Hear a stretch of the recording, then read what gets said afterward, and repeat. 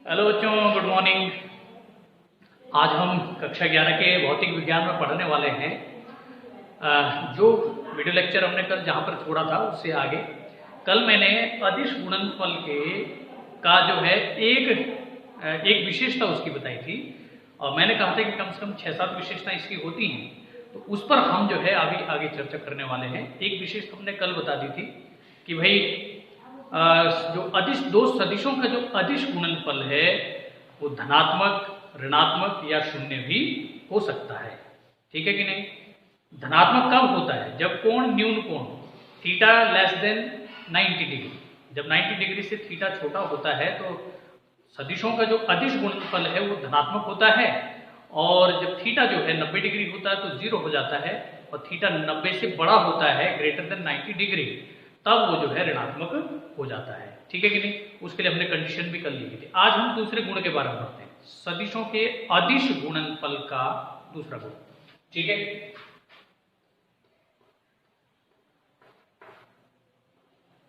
सदिशों का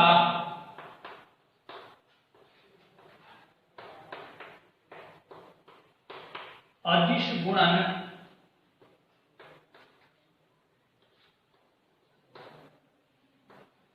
क्रम विनिमय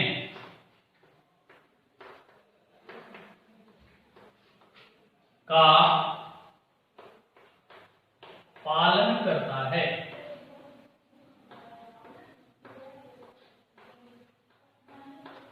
ठीक है, सदिशों का जो अदिश गुणन है वो क्रम विनिमय का पालन करता है, यानी कि हम लिख सकते हैं a dot B cos theta. ठीक है, a डॉट बी बराबर b डॉट ए, ऐसे लिखा जा सकता है। ये क्रम विनिमय हो गया, आगे पीछे कर सकते हैं। कैसे? अगर हम इसका प्रूफ देना चाहें तो कैसे हो? Because a dot B cos theta, एक तो ये है, बराबर हम लिख सकते हैं b डॉट ए। अब कोण में रिवर्स हो जाए, ठीक है, कॉस 2 पाई माइनस थीटा। अब फॉर्मूला है because cos 2 pi minus theta is equal to होता है कॉस थीटा। इसका मतलब क्या होगा? a dot B cos theta को हम लिख सकते हैं b dot A cos theta. कहने का मतलब हुआ कि जो सदिशों का अदिश गुणन है वो क्रम विनिमय का पालन करता है। जब हम इसको आगे पीछे लेंगे तो कोण भी 360 में से उसको माइनस कर देंगे थीटा को, तो वो जो हमारे पास रिक्वायर्ड एंगल है वो आ जाएगा। अब 2 pi minus theta cos 2 pi minus theta होता है कॉस थीटा। इसका मतलब हुआ कि भाई सदिशों का जो है अदिश गुणन क्रम विनिमय का पालन करता है। ठीक है, अब हम तीसरे गुण की बात करते हैं, सदिशों का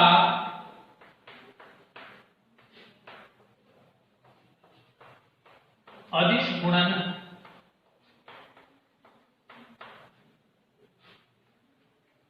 वितरण नियम का पालन करता है। नियम का पालन करता है।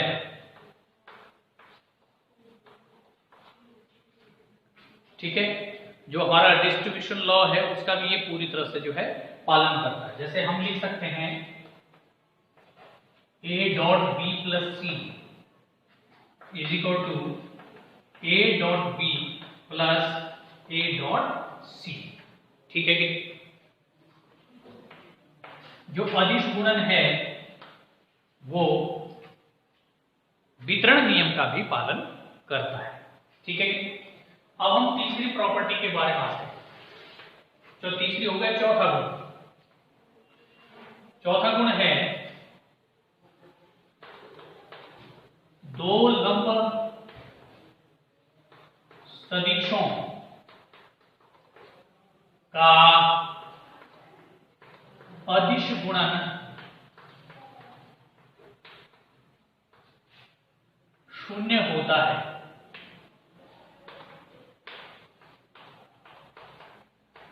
ये तो जब हम प्रारंभिक जो हमने प्रॉपर्टी पढ़ी थी उसमें ही सिद्ध हो जाता है कि दो सदिशों का जो है लंब सदिशों का अदिश गुणन शून्य होता है। जैसे a dot b cos theta, अब because theta is equal to 90 degree, a dot b cos 90 और cos 90 की वैल्यू होती है 0, a dot b into 0 in all over 0 हो जाएगा। तो जो लंब सदिश हैं उनका अदिश गुणन क्या हो जाता है, शून्य हो जाता है। पांचवी प्रॉपर्टी की बात करते हैं।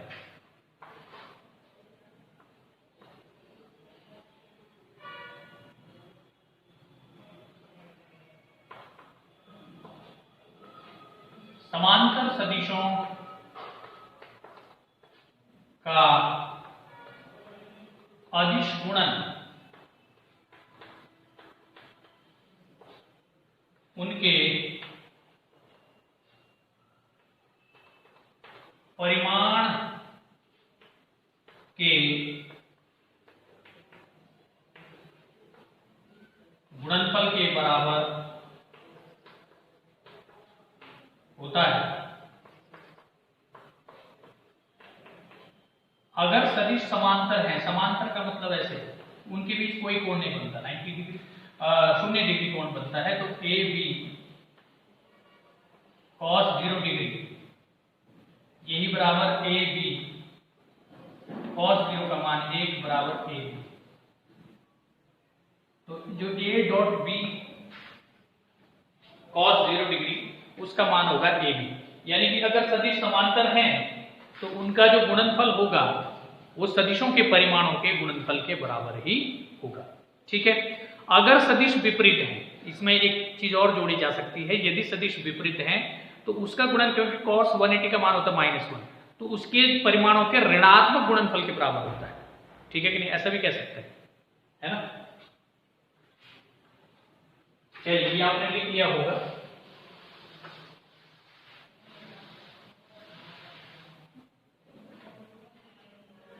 अगला है छठवां, एकांक सदिशों का अदिश गुणन। इसको आप ध्यान रखेंगे, बहुत इंपॉर्टेंट है, ये आगे काम आने वाला है। I dot I is equal to 1, J dot J equal to 1, K dot K equal to 1। बाकी अगर विपरीत आता है, जैसे I dot J 0, J dot K 0, K dot I 0, सीधा सीधा याद रखेंगे कि I डॉट I 1 होता है, J डॉट J 1 होता है, K डॉट K 1 होता है। बाकी अगर I के साथ J K वगैरह आते हैं तो क्या हो जाएगा, शून्य हो जाएगा। प्रॉपर्टी नंबर 7, ठीक है ना, ये आपने पढ़ लिया, बहुत ही इजी। अच्छा, एक ही सदिश का स्वयं के साथ अदिश गुणन उसके परिमाण के वर्ग के बराबर होता है। अगर स्वयं अपनी कोई सदिश जो है स्वयं उसी का जो है अदिश गुणनफल हम उसी के साथ निकाल रहे हैं, तो उसका जो क्या नाम अदिश गुणन होगा वो उसके वर्ग के बराबर होता है ना। जैसे a dot a cos theta, cos हम 0 लेके चलते हैं यहाँ पे, क्योंकि समान है तो 180 होगा। Theta is equal to a dot a cos 0 equal to a square. ठीक है। तो अगर स्वयं के साथ जो है अदिश गुणनफल निकाल रहे हैं किसी सदिश का, तो वो क्या हो जाता है, उसके वर्ग के बराबर हो जाता है। तो ये अदिश गुणन के हमने जो है 7 महत्वपूर्ण गुणों को पढ़ा है। एक मैंने कल बता दिया था, दूसरा मैंने आज बताया। दूसरे से हमने शुरू किया कि जो दो सदिशों का जो अदिश गुणनफल है वो क्रम विनिमय का एसोसिएटिव जो प्रॉपर्टी है उसका पूर्णतः पालन करता है। हम क्रम चेंज कर सकते हैं, a डॉट बी को b डॉट ए लिख सकते हैं, इसमें कोई संकोच नहीं होना चाहिए, ठीक है कि नहीं। जबकि आप आगे पढ़ेंगे जो सदिश गुणन है सदिशों का वो ऐसा नहीं करता है। अब तीसरा गुण पर हमने बात की थी कि सदिशों का अदिश गुणन वितरण नियम का भी पालन करता है। उसको हम जो है डिस्ट्रीब्यूट कर सकते हैं। अगर एक सदिश कोष्टक के बाहर है तो उसको दोनों में अंदर बांट दीजिए, तो उसका भी वो पूर्ण रूप से पालन करता है कि जो सामान्य गुणनफल में भी होता है, ठीक है। चौथे गुण के बारे में हमने कहा था कि दो लंब सदिशों का जो अदिश गुणन होता है वो शून्य होता है। फिर अगला हमने पांचवा कहा था कि अगर समांतर सदिश हैं तो उनका जो गुणनफल होता है अदिश गुणनफल वो उनके जो सदिशों का परिमाण है उनके गुणनफल के बराबर होता है, ठीक है कि नहीं। जो हमने लिखा था कि भाई a dot B cos theta को लिख सकते हैं ए बी। फिर हमने छठवें की बात की सामने की भाई एकांक सदिशों का जो अदिश गुणन होता है i dot i 1, j dot j 1, k dot k 1, ठीक है। बाकी अगर विपरीत आते हैं i j j k या k i वगैरह वगैरह तो वो क्या हो जाएगा, शून्य हो जाएगा। अब हम इस पर न्यूमेरिकल करेंगे कल से।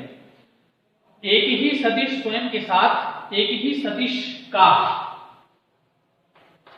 स्वयं के साथ अदिश गुणन उसके परिमाण के वर्ग के बराबर होता है। अगर a डॉट a कर रहे हैं तो उसका मतलब हुआ a स्क्वायर, ठीक है कि नहीं।